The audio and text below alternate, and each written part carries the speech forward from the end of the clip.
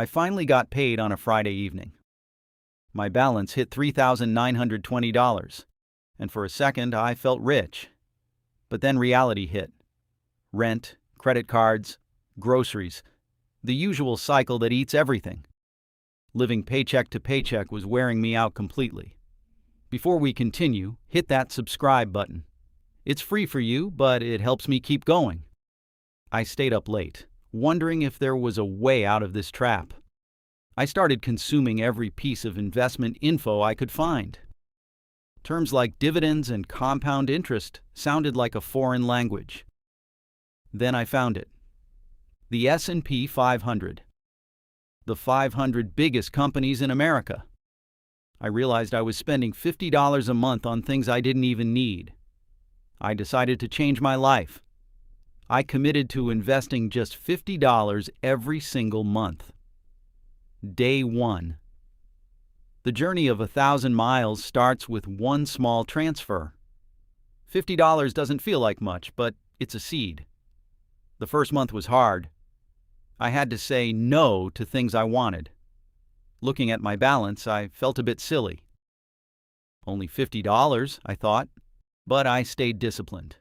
Month 2, month 3, month 4. I became a master of my own budget. 6 months in, the market took a massive dip. My $300 investment was now worth $260. I wanted to panic. But then I remembered, when the market is down, stocks are on sale. I didn't stop. I sent another $50. Slowly, the market recovered and my seed began to grow. I started thinking like an owner, not just a consumer. By owning the S&P 500, I owned a tiny piece of the world's greatest companies. Work felt different. I wasn't just working for bills anymore. 1 year passed. My total contributions, $600. With market growth, I had $645. That's $45 for doing absolutely nothing. This is the snowball effect. It starts small, but it picks up speed. My friends laughed. "What's $50 going to do?" they asked. I didn't argue. I just kept going. Year 3. My portfolio hit $2,000.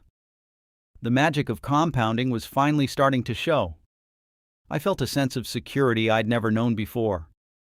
I chose to keep my old car and invest the car payment instead.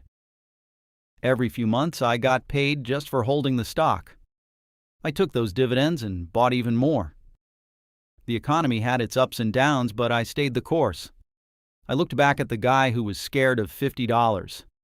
He had no idea, 5 years in. The numbers weren't cute anymore. They were serious. I realized that wealth isn't about how much you earn, but how much you keep. The bank offered me 0.1% interest. The S&P 500 gave me an average of 10%. It was a no-brainer. My mindset had completely shifted. I didn't need the latest gadgets to feel successful. I was halfway through a decade of discipline. When an emergency happened, I had a cushion. I wasn't scared. Financial peace is the best feeling in the world. I started thinking about the long term. 10, 20, 30 years. I saw a future where I didn't have to work because my money worked for me. History shows that over any 20-year period, the market has always gone up. Betting on the S&P 500 is betting on American innovation. Inflation was rising, but so were the companies I owned. I learned that the biggest enemy of an investor is their own emotions. I trained myself to be bored with my investments. Boredom is profitable. 7 years. My $50 a month was now a snowball rolling fast. $6,500. I only put in $4,200. The rest was magic money. My money was making its own babies. This is what passive income actually looks like at the start. If I could go back, I'd tell myself to start even sooner. Time is more important than the amount you invest. I saw people buying things they couldn't afford to impress people they didn't like. I preferred the freedom of a growing bank account. Year 8. The portfolio crossed $8,000. My dividends were now paying for my phone bill every month. A small milestone, but a huge victory for my mindset. I wasn't rich yet, but I was on the path. When the news said economy is collapsing, I just kept buying. Consistency is the superpower of the average person. Year 9. $10,000. That 5-digit number felt like a mountain I had climbed. It all started with one $50 bill and a dream. I projected what would happen in 30 years. The numbers were life-changing. I didn't have to be a genius. I just had to be patient. I stopped looking for shortcuts. Shortcuts are usually traps. Year 10. My investment journey has become a part of who I am. $12,500. My total contributions were $6,000. I more than doubled my money. And the best part? I didn't have to work a second job for that extra $6,500. My money was working 24/7, even while I slept. I looked at my coworkers. They were still in the cycle I was in 10 years ago. I tried to help, but many weren't ready to sacrifice their daily coffee. Success is a choice you make every single day. Money isn't everything, but it buys you options. It buys you the ability to say no to a boss you don't like. It buys you a future where you are in control. The market has survived wars, recessions, and pandemics.